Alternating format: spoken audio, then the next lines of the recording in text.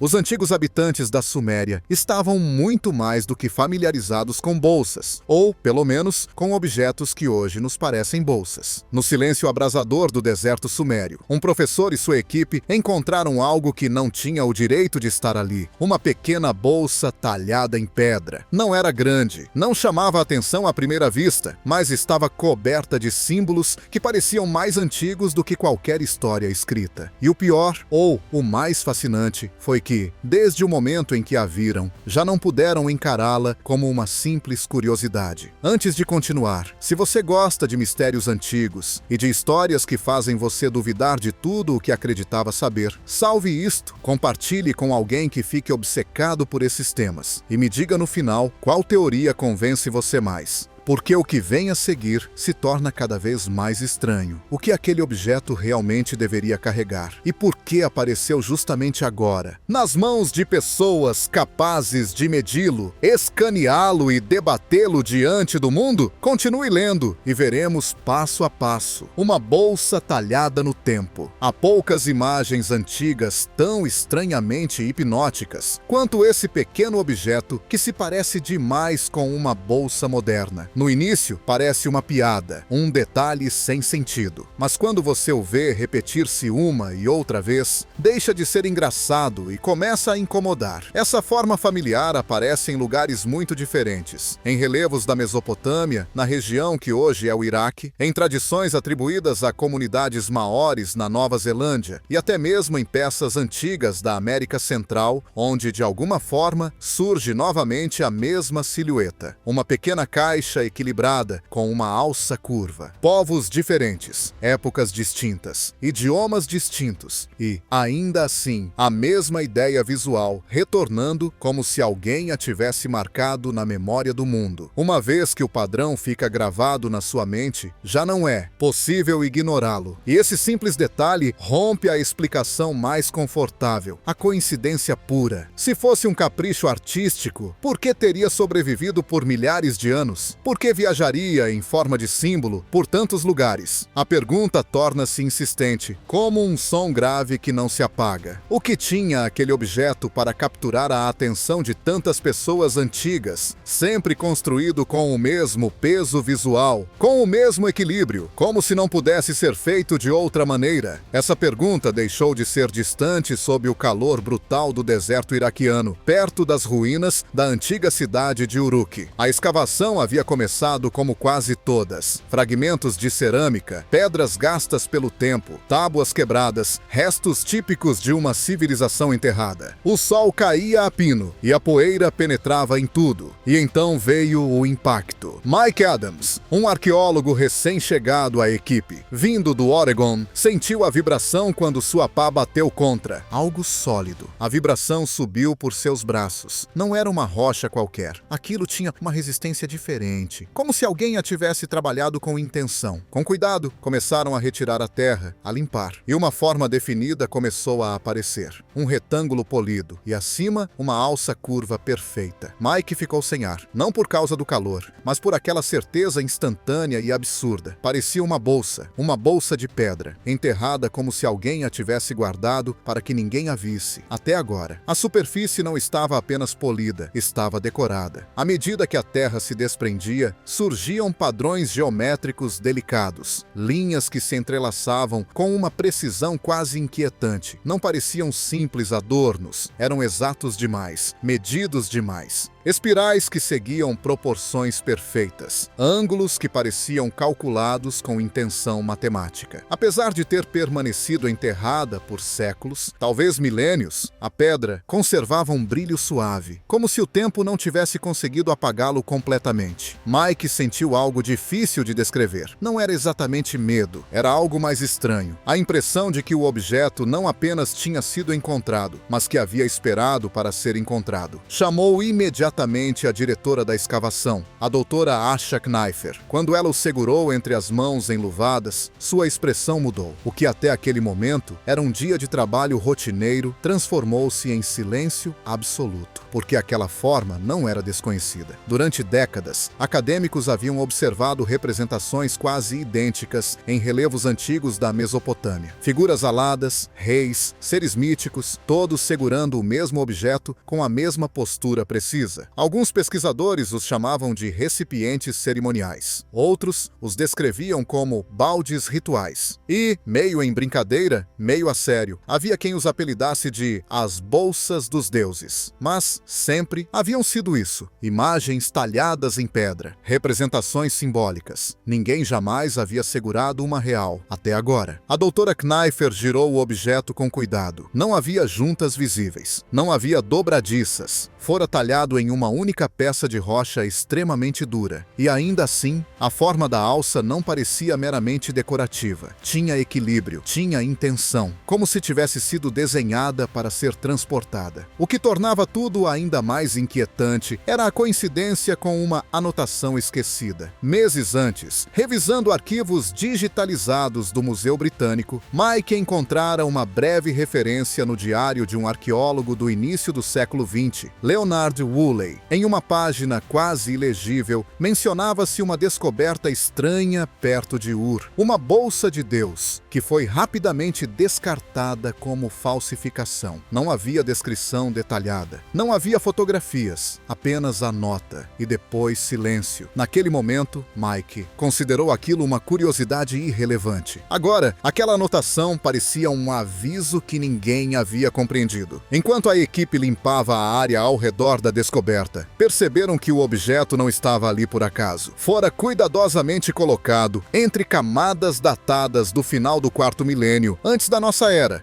possivelmente até anteriores. Isso implicava que havia sido enterrado com intenção, não perdido acidentalmente. A pergunta deixou de ser o que é e passou a ser quem o colocou aqui e para quem. Alguns membros da equipe tentaram manter a calma acadêmica. Talvez fosse um objeto cerimonial único. Talvez tivesse pertencido a um templo. Talvez nunca tivesse contido nada. Mas a frequência com que aquela forma aparecia na iconografia antiga tornava difícil aceitá-la como simples recipiente. Em relevos assírios do 1º milênio antes da nossa era, figuras protetoras seguram essa mesma bolsa em uma mão e um cone na outra, como se participassem de um ritual. Em pilares muito mais antigos, em Göbekli Tepe, datados aproximadamente do 10º milênio antes da nossa era, aparecem formas quase idênticas talhadas no topo de enormes colunas de pedra. A mesma silhueta, separada por milhares de anos. Isso já não era curioso, era perturbador. A descoberta começou a atrair olhares além da equipe original. As fotografias circularam primeiro em círculos acadêmicos fechados, mas o simples perfil do objeto, aquela silhueta familiar demais, despertou discussões intensas. Como podia uma forma tão específica repetir-se por milênios sem que ninguém questionasse seriamente seu significado? Enquanto isso, a bolsa de pedra foi levada para uma tenda protegida do sol. Ali começaram as primeiras análises formais. Amostras microscópicas foram retiradas da superfície, realizaram-se escaneamentos tridimensionais e testes preliminares de composição. A princípio, vários especialistas pensaram tratar-se de diorito, uma rocha vulcânica extremamente dura, frequentemente usada na escultura mesopotâmica. Era a explicação lógica, a explicação segura, mas a lógica começou a rachar. Os escâneres portáteis revelaram algo inesperado na composição mineral. Havia predominância de dióxido de silício, sim, mas acompanhada de traços de elementos pouco comuns na geologia local. Não eram impossíveis, mas sua combinação era estranha, como se a pedra tivesse sido trazida de um lugar distante, ou alterada deliberadamente de alguma forma. Ninguém falou ainda de nada extraordinário, mas o ambiente na tenda havia mudado. As talhas externas passaram a ser estudadas estudadas com mais detalhe. O que a olho nu parecia decoração começou a revelar uma estrutura matemática subjacente. As espirais seguiam proporções que lembravam a chamada proporção áurea. Os padrões repetitivos encaixavam-se em desenhos que pareciam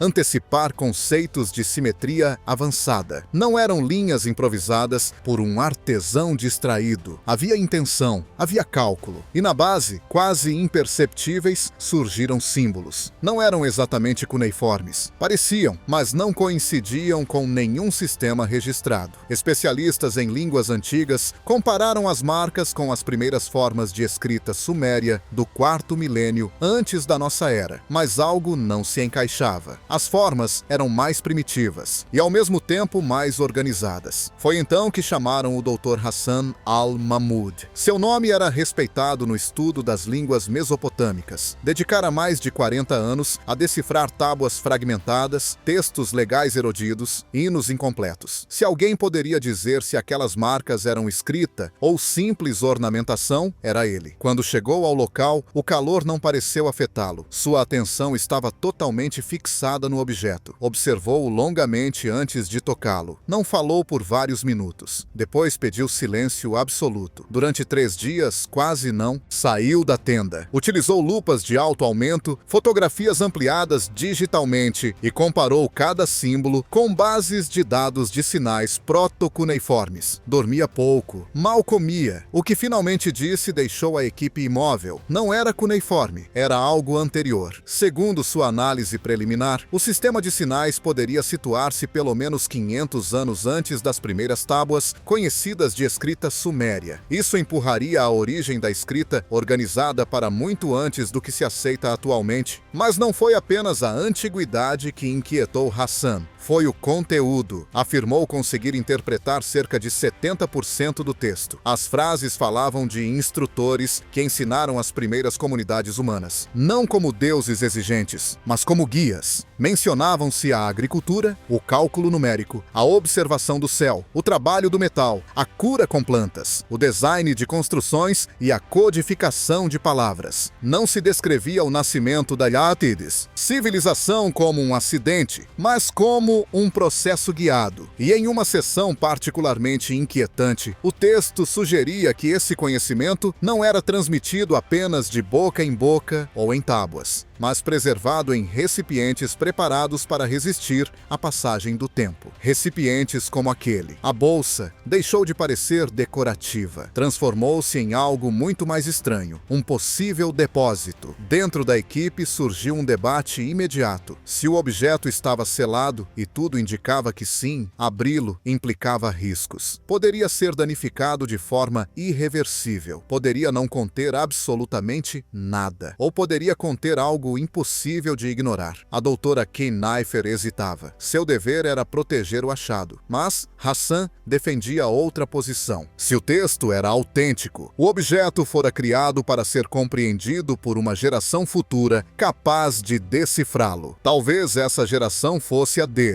E assim, começaram a estudá-lo como se fosse um mecanismo, não uma escultura. O exame deixou de concentrar-se apenas na composição e passou à estrutura. Sob luz rasante, os padrões externos pareciam ligeiramente diferentes dependendo do ângulo. Alguns sulcos eram mais profundos, outros, quase imperceptíveis, formavam linhas que conectavam pontos específicos da alça a áreas do corpo retangular. Não pareciam adornos aleatórios, pareciam um sistema. Foi então que a doutora Yuki Tanaka, especialista em materiais e microtensões estruturais, foi incorporada à equipe. Se o objeto era maciço, como parecia, não poderia ser aberto. Mas, se havia uma cavidade interna, deveria existir uma forma de acessá-la sem fraturar a peça. Realizaram-se escaneamentos por ultrassom e modelagens tridimensionais avançadas. Os resultados mostraram algo desconcertante. O interior não era completamente sólido. Havia uma distribuição irregular de densidades, como se no centro existisse um espaço cuidadosamente isolado. Mas não havia havia dobradiças. Não havia junções visíveis. Nenhuma linha de corte. A única possibilidade era que o mecanismo estivesse oculto no padrão exterior. Durante dias, a equipe analisou cada interseção geométrica. Yuki sugeriu que certos pontos poderiam funcionar como zonas de pressão. Não como botões modernos, mas como regiões onde uma força mínima aplicada na sequência correta poderia liberar tensões internas. Era uma hipótese arriscada. Não podiam golpeá-lo, não podiam perfurá-lo, apenas tentar compreendê-lo. Foi projetado um procedimento lento e preciso. Braços mecânicos aplicaram pressões microscópicas em pontos indicados pelo modelo digital. Sensores registravam vibrações imperceptíveis ao ouvido humano. No início, nada aconteceu. Depois, ao ajustar a sequência, primeiro a extremidade esquerda da alça, depois uma espiral central. Em seguida, um ponto quase invisível na base. O objeto respondeu. Foi apenas um murmúrio. Um zumbido baixo percorreu a pedra, como se despertasse. Algo adormecido. Todos ficaram imóveis. Um leve estalo rompeu o silêncio. E então surgiu uma linha fina, quase invisível, percorrendo o contorno superior. Não era uma rachadura, era uma separação limpa. Lentamente, como se obedecesse a uma decisão interna, a parte superior começou a se elevar. A bolsa se abriu. Ninguém falou. No interior, encaixados com precisão absoluta, em canais talhados, havia 7 cilindros. Não eram de pedra, eram translúcidos. Sua superfície refletia a luz com um brilho suave e imutável. Não pareciam vidro comum, nem quartzo natural. Tinham uma textura lisa, quase orgânica, mas estruturalmente uniforme. Cada cilindro estava marcado com símbolos minúsculos, grãos estilizados, estrelas, ferramentas, estruturas arquitetônicas, linhas que lembravam escrita comprimida. O silêncio na sala era total. Yuki foi a primeira a reagir. Seus instrumentos detectavam algo além de matéria inerte. Havia uma emissão estável, um sinal leve mas constante que não correspondia a processos químicos comuns. Não era radioatividade perigosa. Era algo mais sutil, como se o material respondesse à energia ao redor. Ninguém tocou os cilindros com as mãos. Foram removidos com suportes especiais e colocados sob scanners de espectro completo. As imagens internas revelaram padrões microscópicos organizados em camadas. Não eram veios naturais. Eram estruturas deliberadas. Pareciam informação. Quando ampliaram uma das camadas internas, o que apareceu deixou Hassan sem palavras. Dentro do cilindro, comprimidas em estruturas minúsculas, havia sequências simbólicas organizadas em blocos. Não era decoração, era um sistema de armazenamento. A notícia inevitavelmente vazou. Em poucas semanas, estabeleceu-se um laboratório de alta segurança em Bagdá. Especialistas em física, linguística, biologia, astronomia e ciência dos materiais começaram a trabalhar juntos. O que haviam aberto não parecia um simples objeto ritual. O primeiro, cilindro parcialmente interpretado, estava relacionado à agricultura. Detalhava técnicas avançadas de rotação de culturas, sistemas de irrigação projetados para preservar o solo por gerações, métodos de seleção de sementes resistentes a climas variáveis. O segundo concentrava-se em matemática e observação celeste. Incluía registros de movimentos planetários com precisão superior à atribuída às primeiras civilizações conhecidas. O terceiro descrevia preparados medicinais a partir de plantas específicas, com doses exatas e processos de fermentação controlada. Algumas fórmulas coincidiam com compostos que a ciência moderna redescobriu apenas nas últimas décadas. Cada cilindro abordava um pilar fundamental: metalurgia, arquitetura, linguagem estruturada, organização social. Não eram receitas isoladas. Era um programa coerente. A implicação era inquietante. Alguém, em um passado profundamente antigo, decidiu encapsular os fundamentos da civilização, preservá-los para um futuro incerto. E agora, esse futuro estava olhando para trás. Quanto mais analisavam o conteúdo, mais surgia uma pergunta difícil de evitar. Se isso existia, quanto mais poderia estar enterrado. À medida que os estudos avançavam, a sensação inicial de assombro deu lugar a algo mais profundo: vertigem. Não estavam apenas diante de um objeto antigo, estavam diante de uma intenção antiga. Os 7 cilindros não pareciam uma coleção aleatória de conhecimentos. Formavam um sistema: agricultura para sustentar a vida, matemática para medir e construir, astronomia para compreender o tempo, metalurgia para transformar a matéria, medicina para preservar o corpo, arquitetura para organizar o espaço, linguagem para transmitir tudo isso. Era como se alguém tivesse identificado os pilares mínimos necessários para que uma sociedade não apenas nascesse, mas sobrevivesse. Os debates intensificaram-se. Alguns pesquisadores defendiam uma explicação prudente. Talvez fosse uma obra excepcional dentro de uma cultura avançada que ainda não compreendemos totalmente. Outros lembravam que a arqueologia está repleta de interpretações iniciais equivocadas que depois encontram explicações simples. Mas ninguém podia negar um fato: o desenho era deliberado. Enquanto isso, novas escavações ao redor do ponto da descoberta revelaram restos que não se encaixavam facilmente na cronologia aceita. Fragmentos de estruturas subterrâneas, ferramentas com desgaste incomum, blocos de pedra alinhados sob camadas que pareciam anteriores às primeiras fases urbanas de Uruk. Não era suficiente para reescrever a história, mas era o bastante para levantar dúvidas. Se a bolsa fora enterrada com intenção, quem decidiu ocultá-la? Foi um ato de preservação diante de um desastre iminente? Uma guerra? Um colapso climático? Ou uma transição cultural que apagou deliberadamente seu próprio passado? A mente inevitavelmente retorna à origem, Suméria. Muito antes das fronteiras modernas, na fértil planície entre os rios Eufrates e Tigre, algo extraordinário tomou forma. Desde o 6º milênio antes da nossa era, comunidades agrícolas começaram a transformar a paisagem com canais de irrigação que domesticavam rios imprevisíveis. Essa inovação permitiu excedentes. Os excedentes criaram troca. A troca deu origem a aldeias. As aldeias cresceram até se tornar cidades. Por volta de meados do 4º milênio antes da nossa era, Suméria já não era um conjunto disperso de assentamentos. Era uma rede de cidades-estado, conectadas por língua, religião e comércio. Uruk, Ur, Lagash, Kish, Nippur, nomes que mais tarde ecoariam em textos épicos e listas reais. Em Uruk, atribuída pela tradição ao rei Enmerkar, por volta do 4º milênio antes da nossa era, ergueram-se muralhas monumentais e templos escalonados que dominavam o horizonte. Décadas de escavações nos séculos 19 e 20 revelaram oficinas de metalurgia em ouro, prata e cobre, tábuas administrativas, registros legais e hinos religiosos. Foi nessa mesma região que nasceu a escrita cuneiforme, no final do 4º milênio antes da nossa era, evoluindo de simples pictogramas usados para contar bens até sistemas complexos, capazes de registrar contratos, poemas e leis. Suméria não foi uma cultura primitiva, dando seus primeiros passos desajeitados. Foi uma civilização organizada, com códigos legais, hierarquias, comércio de longa distância e arquitetura monumental. No entanto, também foi uma civilização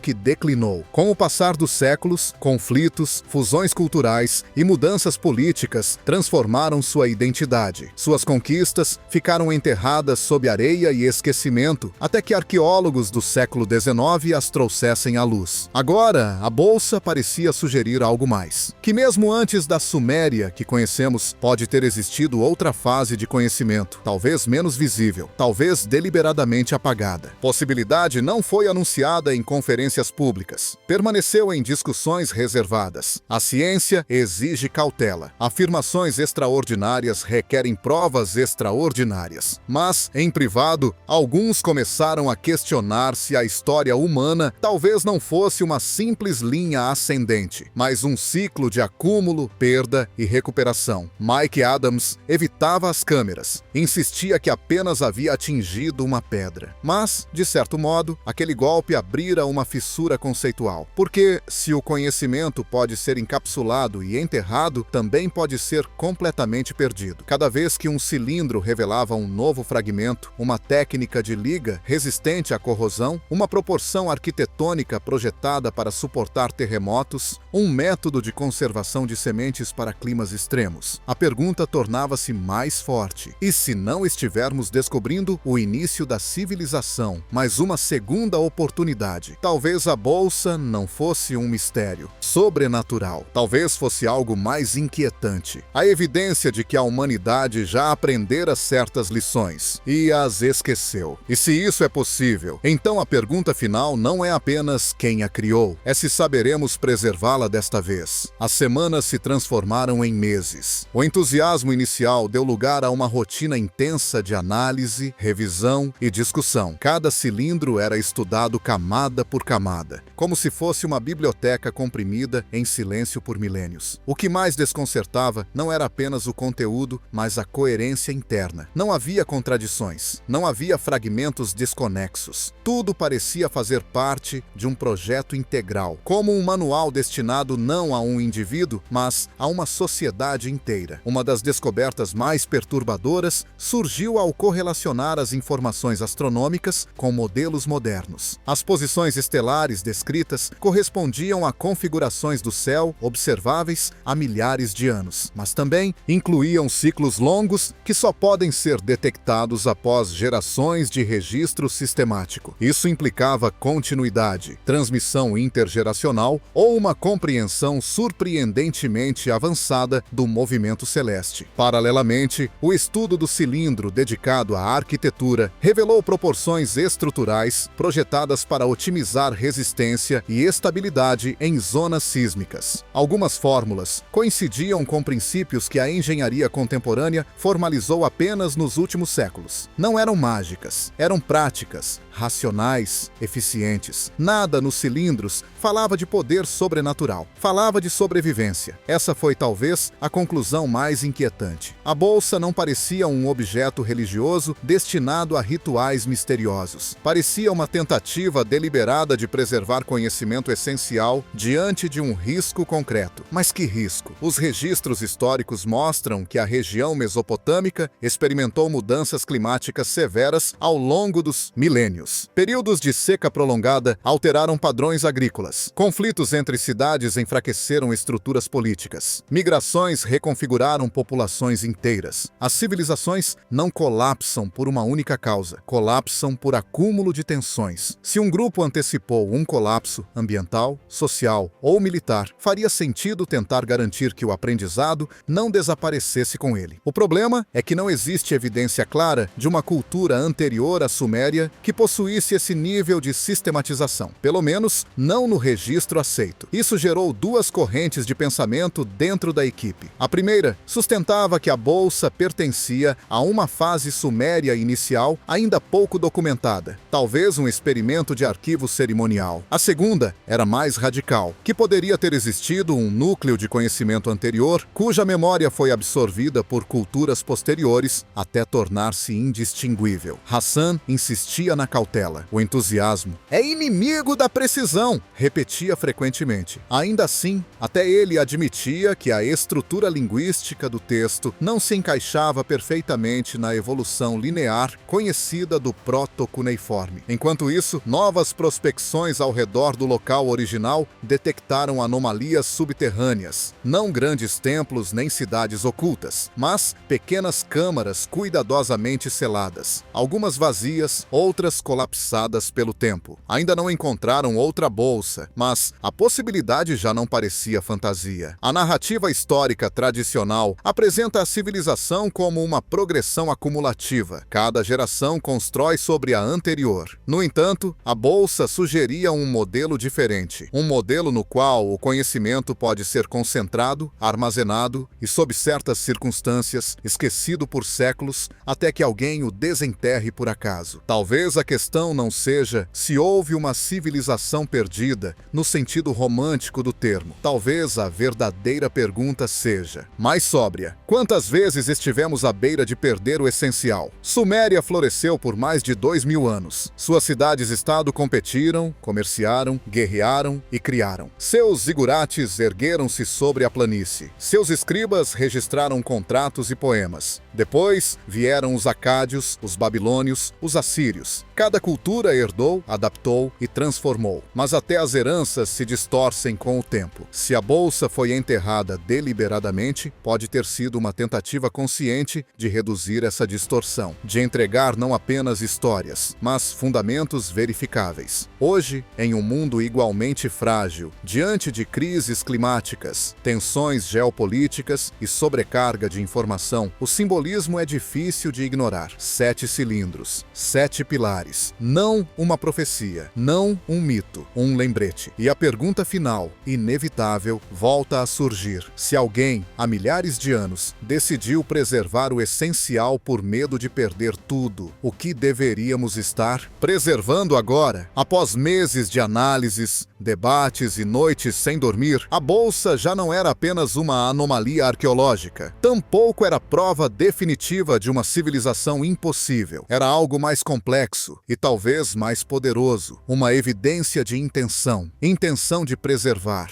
Intenção de ensinar. Intenção de resistir ao esquecimento. Com o tempo, a descoberta foi apresentada com cautela à comunidade científica internacional. Não como uma revolução que destrói tudo o que veio antes, mas como uma peça que obriga à nuance, a fazer perguntas melhores, a admitir que ainda sabemos menos do que pensamos sobre nossos próprios começos. Alguns especialistas sustentaram que a bolsa era uma forma precoce de arquivo ritual, uma manifestação simbólica do desejo humano de armazenar conhecimento essencial. Outros defenderam que representava uma tradição específica dentro da evolução suméria ainda não totalmente compreendida. Ninguém falou oficialmente de civilizações perdidas ou visitantes impossíveis. A conversa permaneceu onde deve estar, na evidência, na análise, na prudência. Mas, em privado, muitos reconheceram que algo havia mudado. A bolsa abriu uma fissura, não na pedra, mas em nossa narrativa confortável de progresso linear. Forçou-nos a contemplar uma possibilidade mais sóbria, que o conhecimento humano nem sempre avança em linha reta. Pode concentrar-se, pode perder-se, pode ficar enterrado e pode reaparecer quando as condições permitem. Suméria nos deu a escrita, a administração, a arquitetura monumental, sistemas legais, comércio organizado. Não era uma cultura primitiva descobrindo o mundo pela primeira vez. Era sofisticada, estruturada e consciente de si mesma. Se, dentro dessa matriz cultural, alguém decidiu encapsular princípios fundamentais: agricultura sustentável, matemática aplicada, astronomia precisa, medicina prática, metalurgia eficiente, arquitetura estável e linguagem sistemática. Então esse gesto não foi superstição, foi previsão. Com o tempo, as escavações ao redor do local original continuaram. Encontraram-se mais indícios de câmaras seladas, embora nenhuma contivesse algo comparável. Talvez a bolsa fosse única, talvez fosse uma entre muitas que não sobreviveram, talvez fosse um experimento isolado. A história raramente oferece respostas perfeitas. Mike Adams voltou a escavações mais discretas. Nunca se tornou figura midiática. Sempre que lhe perguntavam o que sentiu ao bater naquela pedra, respondia o mesmo: achei que era uma rocha comum. E, de certo modo, era uma rocha, talhada, enterrada, esperando. A doutora Kneifer continuou defendendo a importância da paciência científica. Hassan seguiu revisando cada símbolo, sempre disposto a corrigir suas próprias interpretações se a evidência assim exigisse. Yuki publicou um estudo detalhando as propriedades materiais do objeto, sem exageros, sem sensacionalismo. Bolsa permanece agora em um ambiente controlado, não como relíquia mística, mas como lembrete tangível de algo profundamente humano. Porque talvez a verdadeira história não seja sobre tecnologia impossível, nem sobre segredos cósmicos. Seja sobre memória, sobre o impulso de proteger o que consideramos essencial diante de um futuro incerto. Há milhares de anos, numa planície entre 2 rios, alguém decidiu que o conhecimento básico para sustentar uma sociedade não deveria depender apenas da memória oral ou de tábuas frágeis. Decidiu condensá-lo, preservá-lo, selá-lo. Talvez temesse uma seca prolongada, talvez temesse uma guerra, talvez temesse o colapso de seu próprio mundo. Nós também vivemos tempos frágeis. Nosso conhecimento está distribuído em redes digitais, servidores e infraestruturas complexas. Acreditamos que é permanente, mas também acreditaram nisso aqueles que construíram cidades que hoje jazem sob a areia. E assim, voltamos à pergunta que iniciou tudo. Se alguém, há milênios, teve a lucidez de proteger os fundamentos de sua civilização, por medo de perder tudo. O que estamos fazendo para garantir que o essencial não desapareça? Talvez a Bolsa não tenha sido uma mensagem para provar que o passado era mais avançado do que imaginamos. Talvez tenha sido uma mensagem muito mais simples. Lembre-se do que importa, proteja-o, porque nada dura para sempre.